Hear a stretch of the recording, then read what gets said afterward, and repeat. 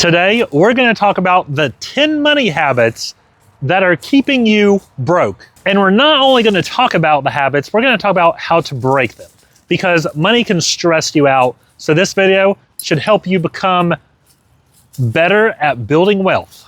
Starting with number one, having a budget. I cannot stress enough, when you have a budget, let's just think of it this way. There's never going to be a time that you get to the end of the year and you're like, oh wow, honey, look, we saved up an extra $10,000 without even trying to.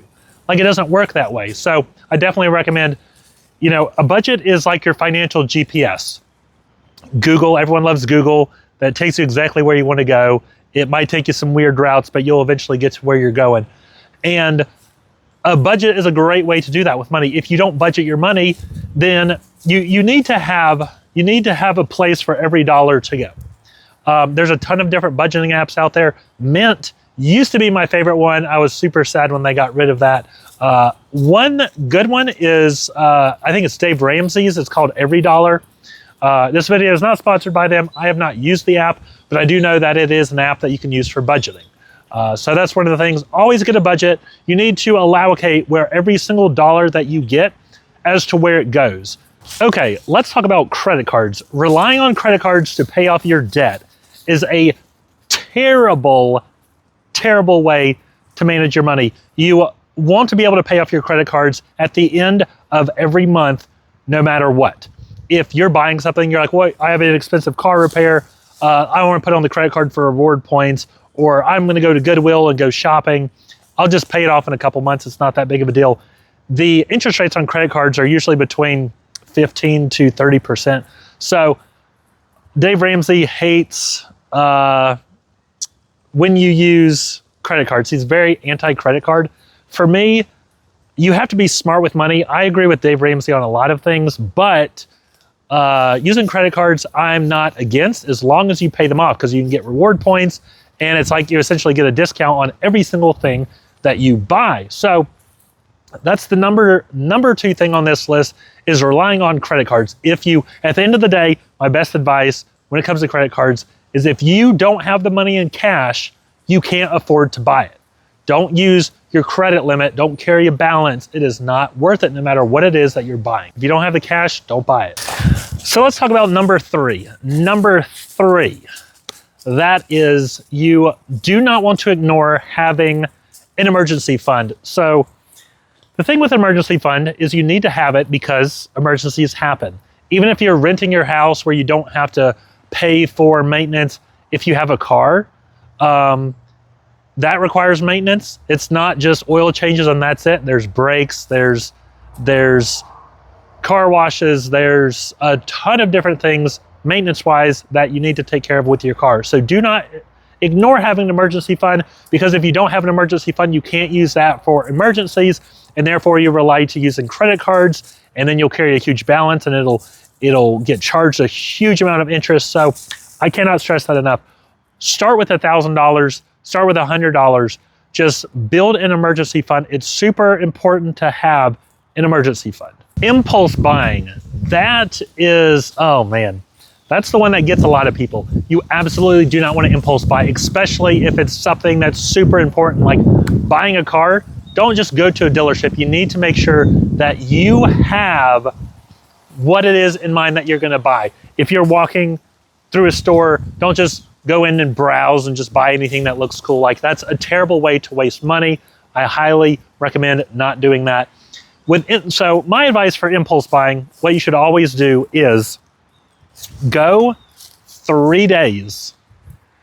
When you see something you really like and you're like, man, I really want to buy that, I really want it, wait 3 days to buy it. That'll give you time to kind of cool off emotionally, to get a good understanding of, like, is this something that I really want or really need? And most of the time, believe it or not, most of the time after 3 days, you won't buy it. You will no longer have a desire to buy it. Moving on to number 5. This one also gets a lot of people. Keeping up with the Joneses. Everyone always compares how much money your neighbor has and how nice their house is and how nice their cars are and stuff like that. But you their lifestyle is completely different than yours. Their income completely different than yours. What you need to do is, if your neighbor buys a new car, don't buy a new car. If your neighbor pressure washes their driveway, that doesn't mean you have to pressure wash your driveway. If they get a motorcycle, you don't have to buy a motorcycle. So it's important to remember, that it's not a competition. It's not who has the most money, the nicest house in the neighborhood. It's not. Their lifestyle, their goals in life are completely different than yours. So that's another thing I can't stress enough is trying to keep up with the Joneses. Don't. There's a saying that goes, it's one of my favorite ones that goes, comparison is the theft of joy. And that is completely true. There's always, newsflash, there's always someone out there that's going to be richer than you. There's always going to be someone that's poorer and someone that makes the same amount of money. There's going to be older people, younger people, billionaires, people that are homeless. There's so many different people. Don't try to compare yourself to everyone, because you're always going to find someone doing better than you, and that's just going to make you sad and depressed. So definitely keeping up with the Joneses is definitely an important one. Coming in at number 6. So this one's super important and super valuable for those of you that are young, and that is not investing early. Investing is super important. You want to start your 401k as soon as possible. I started mine when I was 17, 18 years old. A lot of other people don't start their 401k until later on in life, and that does absolutely nothing but hurt them.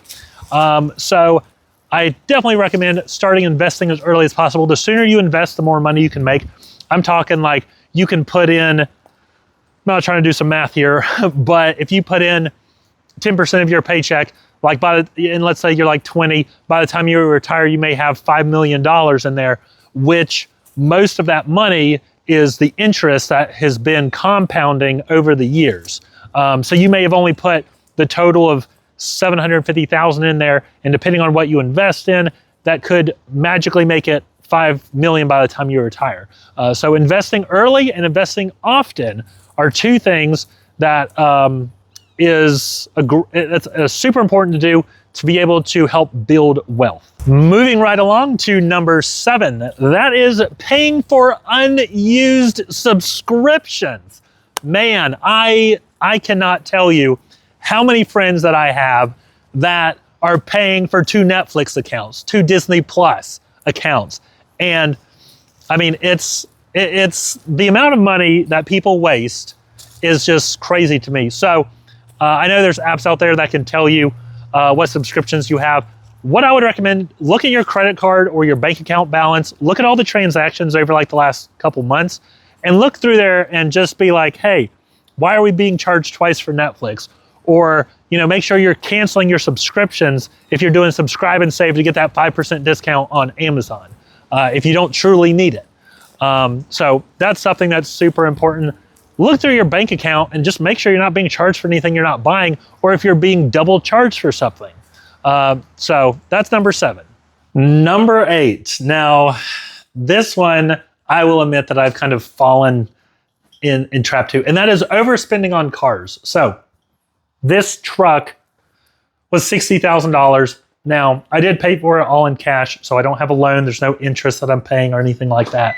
But could I have bought a $5,000 Nissan Altima, $10,000 Nissan Altima, and driven that around, or just bought like an old Ford Ranger or something like that? Yes, I very much could, and I could have used that extra $50,000 and invested it in the stock market or a high yield savings account or something like that. So that is something that's super important. Don't overspend on cars. If you can't, I think Dave Ramsey is a big fan of, if you can't pay for it cash, you can't afford it. Now, this was not the best financial decision if you're looking at it strictly from a financial perspective.